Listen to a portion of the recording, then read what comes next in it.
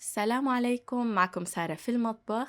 من أكتر الأفكار اللي بحب وصلها بالفيديوهات إنه الإبداع ما بيقتصر بس على المطاعم، وإنه دايما نحنا منشوف الأفكار الجديدة والإبداعية بالمطعم منحاول نعملها بالبيت. بس اليوم حيكون العكس.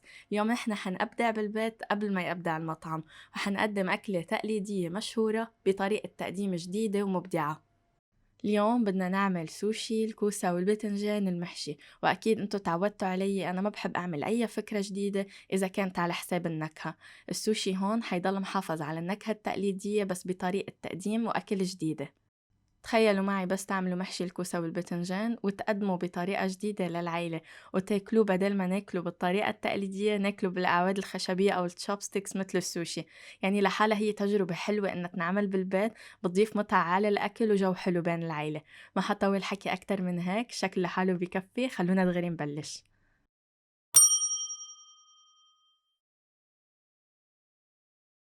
أول شي بدنا نبدأ بحفر أو تقوير الكوسة. عملية حفر الكوسة نحن مسميها تقوير. عندي هون كيلو ونصف من الكوسة، شلت عنه القمع، نظفته وغسلته منيح، وهلأ بدي بلش بالتقوير. التقوير مثل ما قلت هو الحفر، عملية حفر الكوسة وإنه نفضيها من اللب اللي جواتها. دايما بتقوير أو حفر الكوسة بتلاقوا الناس انقسمت لرأيين. رأي بيحب يخلي الكوسة تكون كتير رقيقة ويشيل كل اللب من جوا، بشكل إنه الكوسة من برا نحنا بنقلها جلدة الكوسة من برا تكون كتير رقيقة.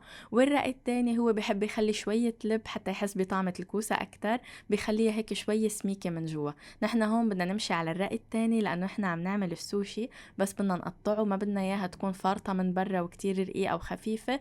بدنا اياها تكون ماسكة على بعضها حتى بس نشيلها بالأعواد الخشبية أو التشوبستيكس تمسك معنا بسهولة، وما تكون هيك كتير الجلدة تعيت الكوسة أو القشر اللي من برا طرية ورقيقة. وحتى هيك كمان منحس بطعمة الكوسة أكتر من إنها تكون كتير رقيقة. وفي حال انتو ما بتحبوها إلا رقيقة، حاولوا إنكم ما تشدوا كتير على الكوسة بالصلق حتى ما تصير الجلدة من برا أو القشرة الخارجية كتير رقيقة أو مهترية بشكل ما تتقطع معنا وما تنحمل تصير. كرمال هيك منضلنا محافظين إنها تضلها متماسكة على بعضها. وهلا بدنا ننتقل على البتنجان. عنا هون نصف كيلوغرام من البتنجان، طبعا اذا بتحبوا انتو البتنجان اكتر فيكن تكتروا اكتر. غسلته وشلت عنه القمع ونضفته منيح، وهلا صار جاهز للتقوير او للحفر. تحفروا البتنجان بالطريقة اللي انتو بترغبوها، بس انا لقيت احسن طريقة توصلت لها بعد ما عملت كتير طرق تانية. هي هيدي الاداة اللي بنستعملها بالعادة للتفاح، حنستعملها هون لتقوير البتنجان. عن جد جدا جدا رائعة، وكتير بتحافظ على قوام البتنجان، وهيك بتخفف علينا كمان كتير تعب. منفوت شوي شوي ومنطلع شوي شوي. شايفين كيف تطلع هيك منشيلها بكل بساطة. بس بيضل شوية من تحت، ساعتها هون نستعين بقوارة الكوسة اللي أول شي عملنا فيها الكوسة هيدي. منصير من جوا بنحفر اللي تبقى شوي من تحت. ما فينا بالأداة تاعت التفاح نعمل هيدي الخطوة لأنه من جوا بيكونوا صاروا منهم متمسكين كتير على بعضهم وما بيطلعوا معنا بسهولة، بتصير بدها تنتزع شكل البتنجانة إذا بدنا نفضيها كلياتها بهيديك الأداة. هيدي الطريقة بيخلص معنا البتنجان بدقايق كتير سهلة، وكمان بتطلع عنا شكل البتنجان كتير حلو ومنسق على بعضه. البتنجان منه مثل الكوسة، ما بتحسوا بيتفزر دغري، يعني بتحسوا كأنه هيك عم يروح ويجي معكم.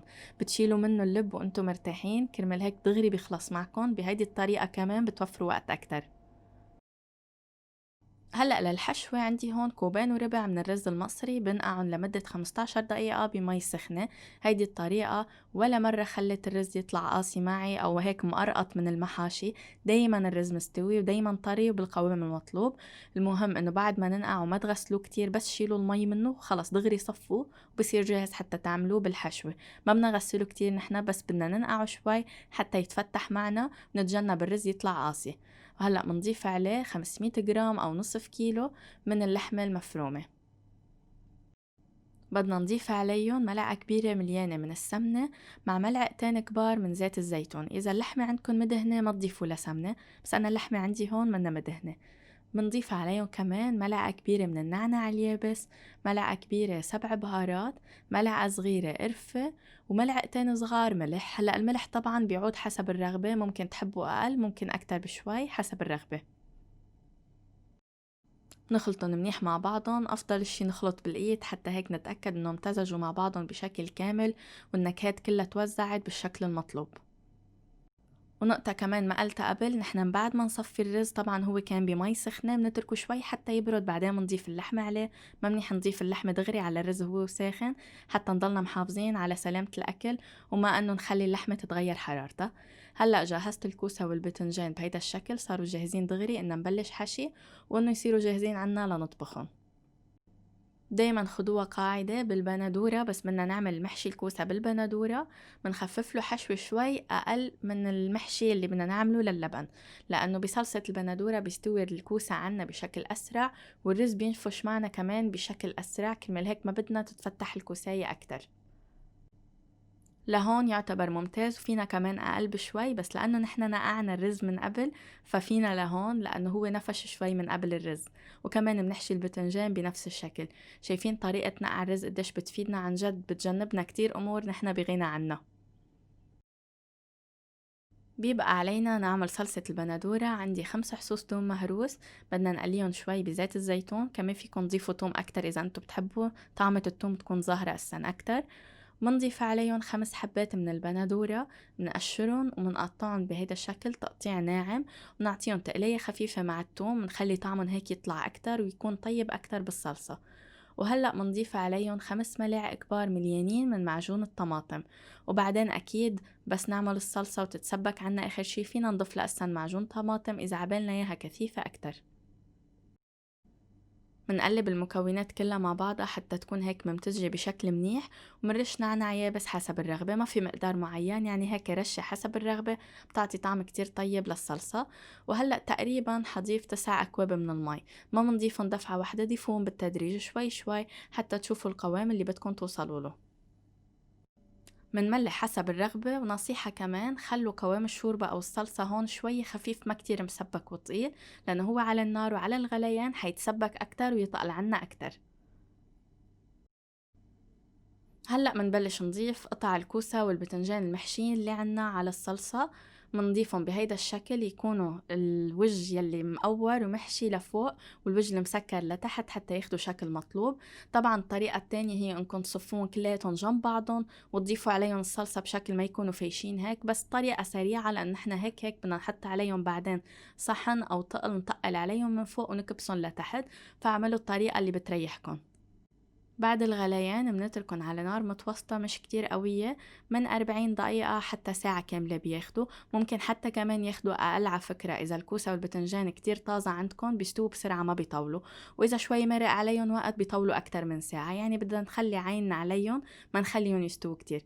وشايفين كيف الكوسة الرز جاي على القد عليه، لأنه كتير قليل ولا إنه طالع لبرا ومفتحة الكوساية، يعني جاية بالمقدار المزبوط. والبتنجان بطبيعة الحال دايما منحسه أرق عنا ومستوي بشكل أسرع من الكوسة، لأنه هو جزء كبير منه مي، فدغري حتحسوه استوى عندكم، ما بياخد كتير وقت طويل حتى يستوي. كرمال هيك مثل ما قلت لكم ما منشد كتير عليهم حتى نحصل على القوام المطلوب. هلا بعد ما رفعناهم من الصلصة بدنا نقطعهم بشكل السوشي.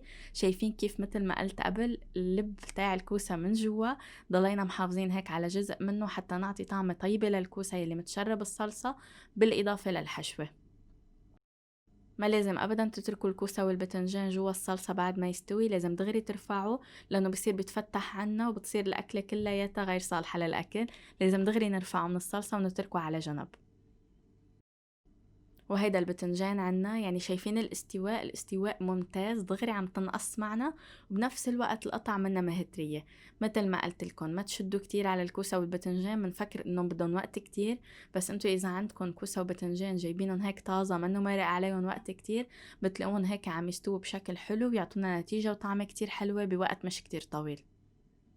ولانه نحن ناقعين الرز ما بناكل هم انه الحشوه من جوا ما تكون استوت عنا اصلا، بالعكس تطلع كريميه. شايفين الرز ما احلاه، بيطلعوا معنا كتير نتيجه حلوه من جوا ومن برا.